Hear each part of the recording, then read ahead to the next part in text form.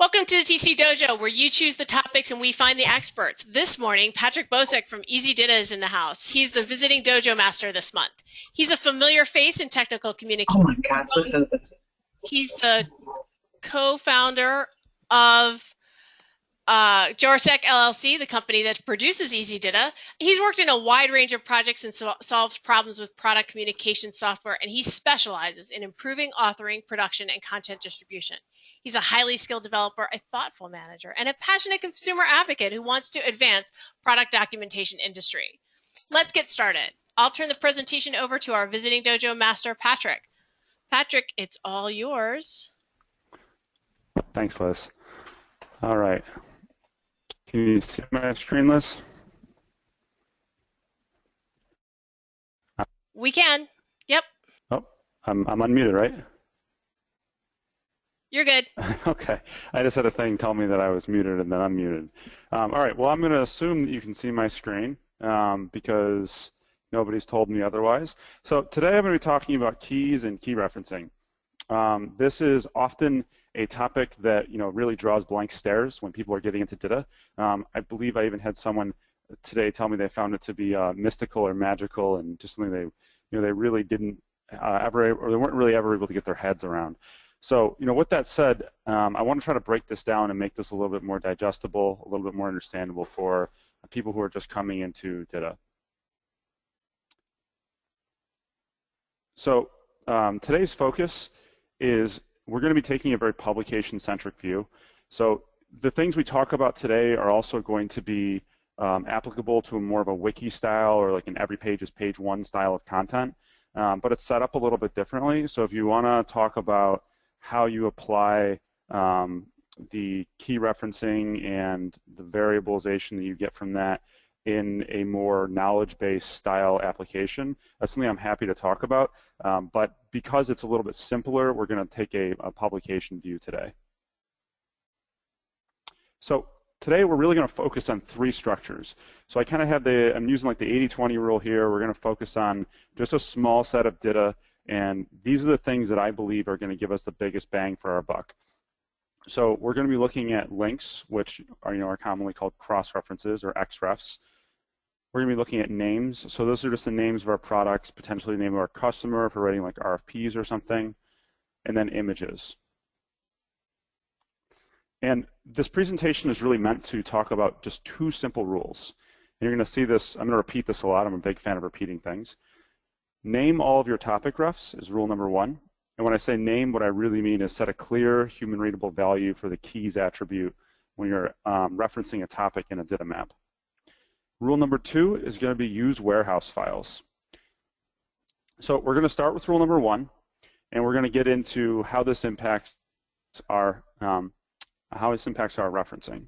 So before we do that, though, I want to talk about just two simple terms that are going to kind of pop up as we talk about this. So it's really just direct referencing versus indirect referencing. So direct referencing is a link to another DITA topic. So this is linking to this specific setup.dita, whereas an indirect reference is going to be, instead of an href, it's a key ref, and it's linking to setup. So we'll see how that's defined in a minute, but that's the difference between those two things. Not really that complicated, and you'll probably hear those terms pop up. So as you're thinking about this, you want to think of key references as references to things rather than to content. So we saw before there is that key ref is going to setup. So think of the product name, the install procedure, the image of the login screen. Now these things may reference different actual content in different contexts, but it's still going to be the image of the login screen. Maybe we have our product white labeled and the image of the login screen is different when it's being sold under the TC Dojo brand and under the easyDITA brand. Maybe the install procedure is slightly different for a specific customer who requests some customization than it is for our general audience. It's still the install procedure, though. So let's start with our good old cross-references. So I'm going to ask you a question. Could I convince you to never use direct referencing again for a cross-reference? No? Well, that's what most people say. So it's, this is a concept that a lot of people don't want to jump right into, don't want to put directly into practice. So how about a compromise? Why don't we think before we cross-reference? Now, why do we want to do this? Because when you create a direct cross-reference between two topics, you effectively marry those topics together. Now, it's really more of a one-way marriage, but trying to inject that into that point kind of ruins my metaphor. But the notion here is that these topics are now going to be traveling together. So whenever you're using topic B in this situation, you're also going to be using topic A. And there are probably cases where that's not such a big deal, but really when you're going to set these things up, you should ask yourself, are your topics ready for that kind of commitment? Is there going to be a case where topic B might want to exist without topic A? So with that said, let's start to take a look at a practical example. So I'm going to use two different products as our fictitious examples for our fictitious company. So we're going to say that we are the Acme Wireless Router Corporation, and we make a bunch of routers, and today we're just going to look at the Fast 100 and the Long Range 100. These are fairly similar router products. Obviously, they have a little bit of differences. We're going to see how they share content. So as we're going through and writing the user manual for the Fast 100, we'll see that we've got a lot of content that kind of gets built out in here. And we have our introduction, and we have our setup. So once we go, so this is our introduction with the Fast 100. So it's very simple. You're going to see these are all very simple today in our examples. So it's going to say thank you for buying the Fast 100. And to get started, please see the setup. So, our first inclination is that link that we just saw, please see the setup, is just create a link to setup, right? So we've got our intro for Fast 100, got our setup for Fast 100. And when you're just building a product manual for Fast 100, that's okay, because you publish it and the link connects and there's no big deal. But now let's say that introduction is maybe more complicated and maybe it's something that we want to share between the Fast and Long Range. Well, we've got this link here now, and we've got a setup for the Fast 100. We've also got a setup for the Long Range.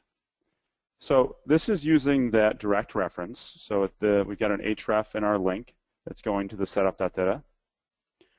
And when we try to reuse this intro, so we want to bring it over into the Long Range, we're going to see that we can't do this because the setup files aren't the same. It's not linking to the same file. There's a setup for the Long Range 100 and there's a setup for the Fast. So now we have this intro file, which is for all intents and purposes going to be the same for the Fast and the Long Range, but we're going to have to end up duplicating it and creating different references. So there's a better way. So instead of actually creating a reference between those two documents, we use the reference which is already present in the map. So what we're going to do is we're going to follow this reference path. You see we have that in both of these maps. So then when we go to transfer these things over, so then what we're looking at here is we're looking at a key ref of just setup. So what we've done is we've named or set the keys value for the link for setup in this map, and we're just going to reuse that when we link to it in the introduction. So then we want to reuse it in Long Range. We just move it over, and it'll clip into that same environment. And this is going to go for any of the products that we use. So it's going to give us the same result. It's just going to allow us to use it in many different places. It's also a little bit more semantic. So with that said, it's all very nice in theory, but let's see how this operates in action. So let's jump into a demo. So I've got my easyDITA instance pulled up here. This is actually our next generation product. It's still in beta, but for any of you who are using easyDITA, you're either beta customers or you'll be seeing this pretty soon. So I'm going to open up our Fast 100 user guide here. And I'm going to see that I've got a pretty simple setup. So I've got an introduction, I've got our setup. So now the first thing we want to see is that I've set up the introduction as a shared item. And we have our setup, which is located in the Fast folder. Now, the other thing we'll take a look at here is that if I check out the attributes for setup, I have the ID setup sitting here. So this is that, or excuse me, the keys setup sitting here. This is that naming of this file. So now that I have that key setup established, when I go to create links in the introduction, so I'll just open up introduction, I can add a new key ref, and I can select setup, and that's going to create that link over to that file for me. And then when I go into and use this introduction, because remember that this is shared, if I were to go and open up the long range with its own setup file, oops,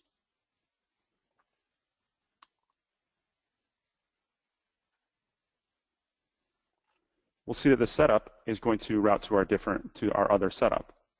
And what's the result of this? So what we end up with is we have our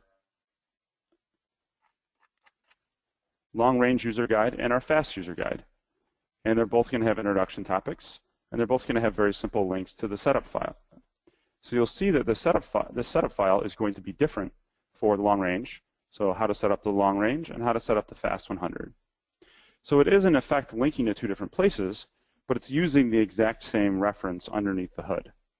And this doesn't really have to be complicated because all we're doing is naming our topic references in our map, and then we're applying that when we're creating the cross-reference in our topics. So like I said, it's not hard. Just name your topic references, by which I mean set the attribute keys on a topic reference. So let's make this a habit. If this is a thing that we do all the time, and we maintain a consistent habit of going through and applying these names to the keys attribute, it will be very, very simple. And we don't even need to be doing this in a way that we have this deep understanding of how keys are processed and all those different types of things. We can just make a habit of setting the keys attribute and then using keyref to semantically reference the other pieces of our document. And this is a rule that we can put in place for our authoring teams without going to a complex explanation of keys and key defs and key refs and con key refs and all those different types of things that get philosophically very dense without providing a lot of value unless you get into some very specific use cases. So if we just do this, we will maintain a very healthy linking structure that will avoid a lot of the spaghetti linking and the reuse blocking that we see with key definitions as we're going through and building out shared content bases and producing different publications. So that's our first rule, name all your topic refs. So now let's go on to our second rule, using warehouse files. So warehouse files are just a term for a file that contains values which are text, images, names, or other content that might change. So I've got some favorite warehouse files: text warehouse, names and other strings; media warehouse, images and videos; notes warehouse, warnings, notes, cautions, etc., those types of things. And I like warehouse files because it allows us to separate out the pieces of these documents which are really tied to the targeted product or the targeted service of the deliverable. And again, these things can be pretty simple conceptually, and as a rule, if we follow them as a rule, they can be implemented very easily and have a very large payoff. So looking back at our example, if we go in here and we're saying, all right, we've got this great key def, key reference going on here. We've done interaction on our topic ref, so these set up properly. But now we're looking at this and we're saying, well, what's really the difference between these two setup files? It seems like they're pretty similar. They have a different name in them and they have a different image of the product. But other than that, it's the same steps to actually set this up. So maybe instead of just trying to reuse this link, maybe we could go so far as to reuse the whole setup topic. So looking here, what is the difference? It's just these pieces. We just have these little things in this topic which could be turned into variables, and we can use con key referencing, so that's content key referencing, abbreviated con key ref, to set up variables for this content. So let's take a look at how that's set up. Again, this is very simple, and this is something that we're going to be able to do very quickly. So I'm actually going to go through a whole demo to build a new version of the long-range user guide that shows you how to use con key ref to actually, shows you how con key referencing implementation warehouse files can set this up so we can reuse that setup topic. So I'm going to create a new folder, call it long range demo. And then in my long range demo, I'm going to create a new map, call it map.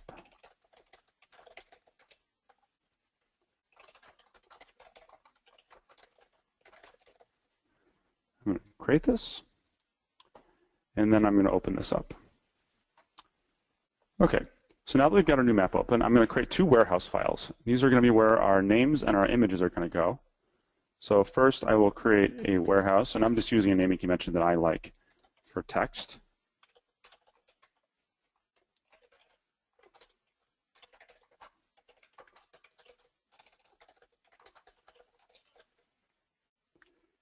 And then I'm going to create one for the media.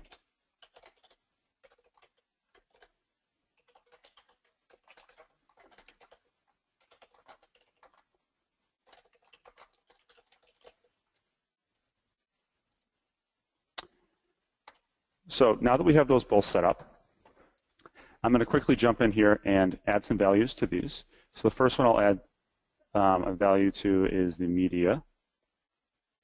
So now that I'm in my long range 100 media warehouse, I'm going to add a new image, since this is my images.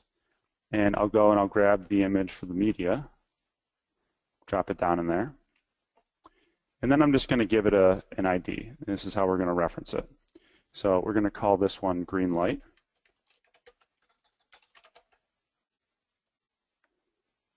And actually I'll scale it in the other document and save that. And then I'm going to set a value for my product name as well. So this time I'm just going to insert a phrase in here and say long range 100. And again, we're just going to set the ID on this.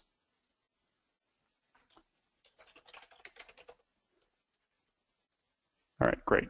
So those two are set up. So the next thing that we want to do is we're going to add some key definitions.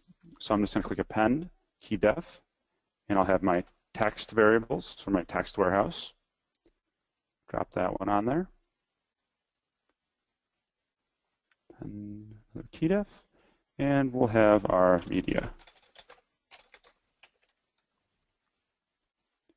And drop our media warehouse on there. All right, so we got our warehouses set up. So now that these are put in place, the next thing we want to do is we want to add that content that we had before. So first we'll jump over to the shared, and we'll put the intro in. So we're going to insert the topic graph. And as we've been saying, we are going to name everything. So we're going to come in here and edit the attributes and put a keys on this, intro.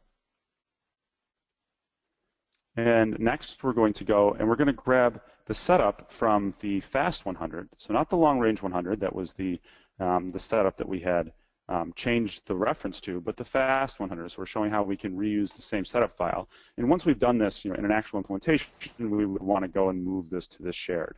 We wouldn't want to leave this in the fast 100s folder, so we could indicate from the folder structure that it was reused content.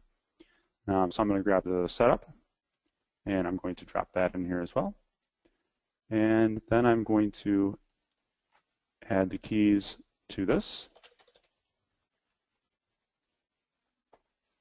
All right, so now what we've done, oops, that is the wrong button.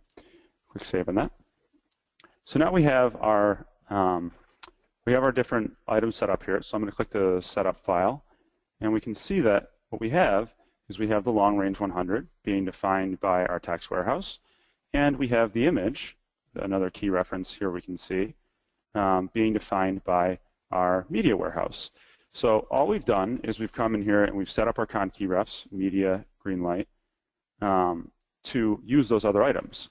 So I'm going to add another step just to show how this image was put in here earlier, because obviously I prepared the setup file before the webinar today. So I'm just adding another step, and I'm going to add an info to this step. And then I'm actually just going to use the insert con key ref under the reuse content. And we'll see that one of the nice things that easyDITA does is that based on your context, it actually suggests things you can put in here. So it's grayed out image, but only because it thinks that I'm con key refing to a paragraph. So if I select image, it'll let me either add it as a child or change the element. So I'll just add it as a child. We'll see that there it goes. It's going to put the image in there for me. Very, very simple. So now we've set up a reference to the image of the router with the green light. So this isn't a direct reference to that. It can be reused. We'll notice that if we go and we publish the fast will now have a fourth step with example with the image to the fast router as opposed to the long range router. So now that this is all set up and put together, we can go ahead and we can publish this.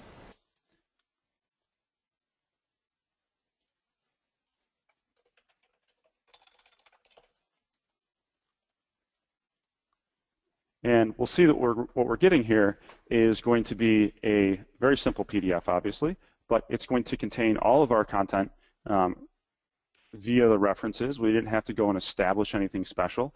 If I hadn't added that extra step, we would have just dropped in the two different topics. And because we had been using the key referencing, they would have just worked for us, which is a beautiful thing. Of course, our setup link still works.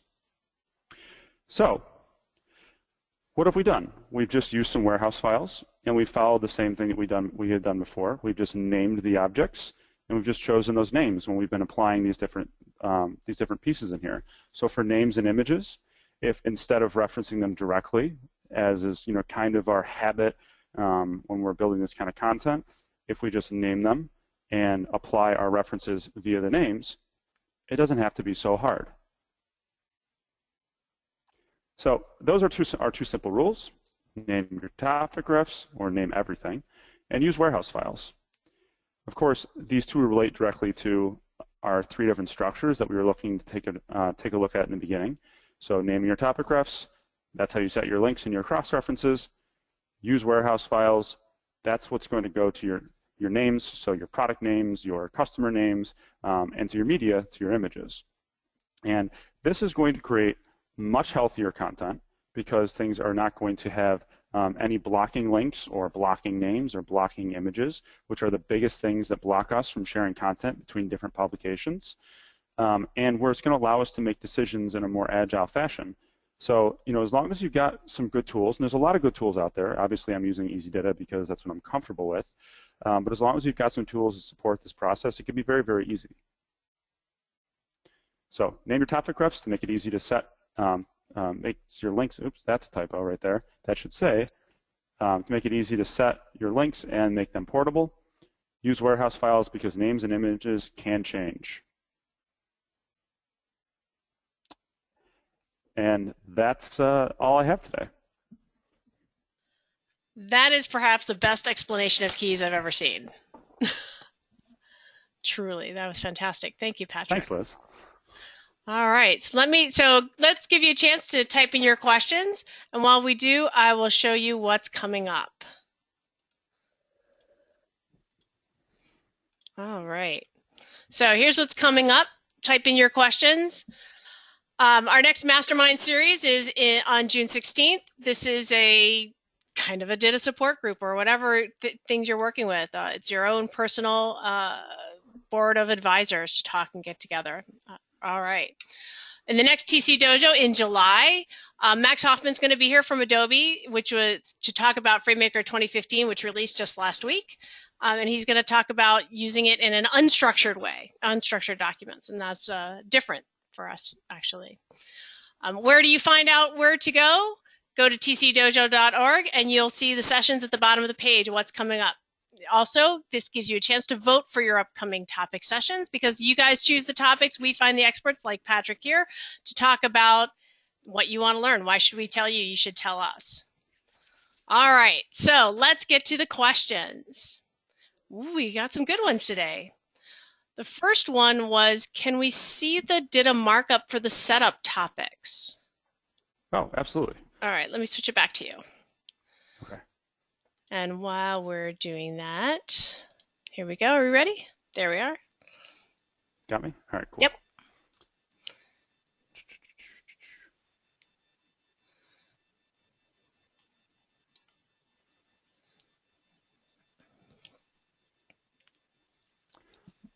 So we have our con key ref right here. Con key ref right here. And so this markup, when it's in the easyDITA editor, we add a couple of things in here to make the editing experience a little bit nicer. You can see these processing instructions. But where do you open up this same topic in like Oxygen or FrameMaker, both of which we have customers who use and we integrate with, you wouldn't see these attributes during your editing session. These are just put in here so our topic editor is a little more flexible in the way it saves things. So you would just see these things removed, and you'd see the con key refs. So con key ref here, con key ref here. And then just because I would also like to contrast that with the introduction, just to make sure we see the difference here. So one thing is that remember that we're using a key ref for this xref and a con key ref for the product name and for the images. So the only difference here is that whenever you're linking in content, so like con ref or con key ref, it starts with con. And there's I'm also going to answer another question nobody asked. The con refing, if you're going to do direct reference, is probably one of the safest ways to do it because there's no other dependencies that come into that. It's actually resolved at the time of compiling. So don't feel like you have to run out and change all your con refs to con key refs. I think there are advantages to using con key refs in a lot of places, but plain old con ref is a pretty safe structure. If you're going to start replacing things, replace your hrefs before you replace your con refs. That sounds good. And actually, that was another question. It was, when do you use a con ref versus a con key ref? Well, so the con key refs are, I think, largely a better organizational structure. Also, you should always use con key refs for things like images because those are things that are going to vary. So you think of con key refs as variables and con refs as reused.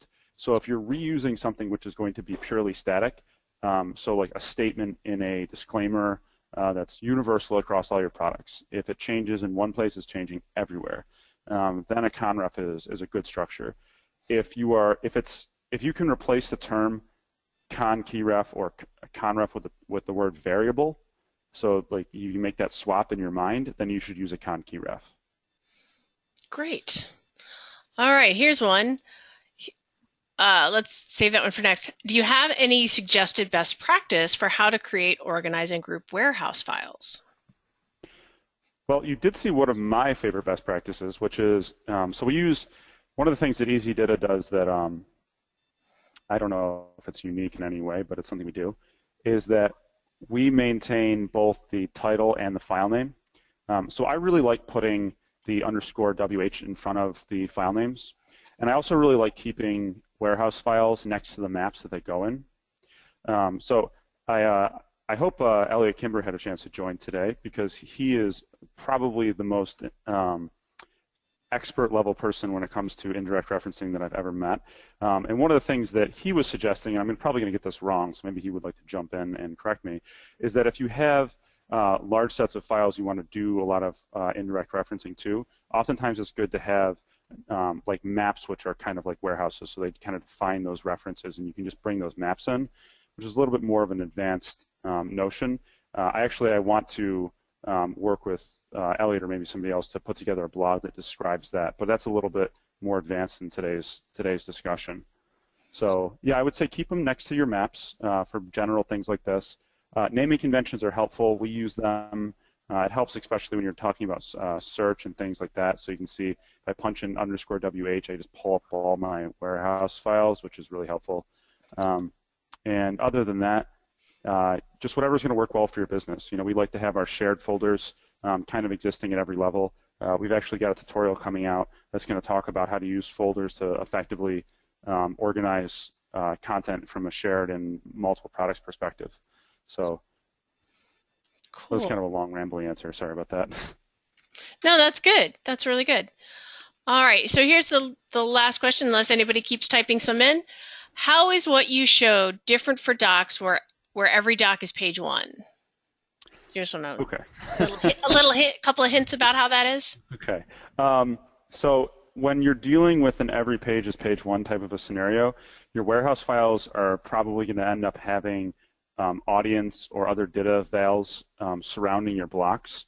So like one of the things that you could do here is if I pop open this warehouse file for the media, instead of having, I'm in the wrong one. Anyways, so instead of having just one item in here, what you might do is you might insert sections, and each section would be for your audience, say, easyDITA users. And then you might insert another section that was for other users. And in the average page is page 1, where you're doing this because you're probably targeting different audiences or something along those lines. You could use the filtering attributes to set those things up so that they filter at publish time. So that's probably the best way to do it from an audience perspective. And we have some customers that do that, and we have some customers that they'll create that content in easyDITA, and then it gets kind of conditionalized via either JavaScript or CSS, and then like pumped into a portal. So you can make those things intelligent without having to have like a really smart portal, as long as you've got some notion of being able to set the person's audience when they show up to the page. But the reason that gets to be kind of a longer discussion is then you have to talk about how that impacts search engine optimization and how it integrates generally with single sign-on systems, and is very, very long. But it can be a very, very good implementation. So some of our best easyDITA implementations are the ones that do things like this. Awesome. All right. So I think that's our last question. If anybody else has questions, please feel free to type them in the window. Otherwise, we will thank you, Patrick. That was fantastic. Actually, truly one of the best, just the best explanation I have ever seen. It's fantastic. I can tell you, though, that recently we had a presenter argue about getting rid of inline linking altogether and using related links. What do you think about that kind of thing? Although now it looks so easy to do. I would argue that that is not something I would be a proponent of. All right. Well, that's always good to hear. And making it a habit seems to be like the thing to do, because I know I've heard Elliot say that you should create a key for anything you might reference, and that sounds like the same idea. Sounds good. Yeah, that's a little stolen from Elliot. I should probably have a reference back to Elliot for that. All right. Well, I see him in here, but he's not answering questions or asking any. So I think we'll wrap up today. Thank you so much for doing this. This is great. Great. Everyone Well, should thanks feel so much for the opportunity. making keys now, right? I hope so. That's the idea. If not, watch it again, right? That's right. Exactly. Then we'll post the video to YouTube very shortly. And just for you, Patrick, Elliot says he's happy to have you steal that practice. All right. That sounds good. Excellent. Everyone should. All right. Thanks, everyone. Thanks, everybody. And we'll see you sometime next time. Bye. All right. Bye-bye.